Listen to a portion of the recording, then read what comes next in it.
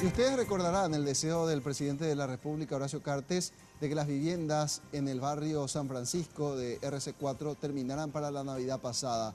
Esto no ocurrió. Y peor aún, las obras se retrasaron, están actualmente un poco por encima del 50%. La idea era que terminaran en marzo, ese fue el segundo plazo. Y así como viene la operativa, pareciera ser que tampoco llegan. ¿A qué se debe este retraso? A los inconvenientes por la huelga generada por funcionarios de la Receita Federal en Brasil. Así de lejos estarán del río Paraguay, que tantos problemas les causó con las inundaciones. De viviendas precarias, con humedad, techos de zinc y un ambiente insalubre, pasarán a casas unifamiliares y monoblocks cómodos, salubres y dignos. Estas 112 casas cuentan con 2 dormitorios, una cocina-comedor, un baño y hasta un lavadero, además de un amplio patio. Estándares importantes, inclusive superiores a la media desde el punto de vista de la región. Estas viviendas tienen 55 metros cuadrados, me gustaría que entremos a una de ellas con las distintas comodidades, los distintos espacios, y los monobloques en los edificios están con prácticamente 64 metros cuadrados.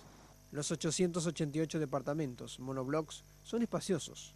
Tienen una pared especial por donde no ingresa el calor externo, además de sensores contra incendios.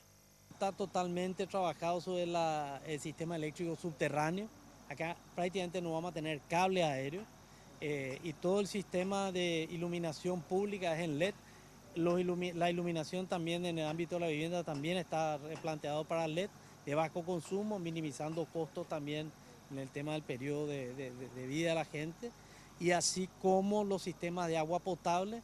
Esto tiene, en toda la zona no hay alcantarillado, acá hay alcantarillado sanitario y también un sistema de desagüe pluvial, así como también una planta de tratamiento de efluentes.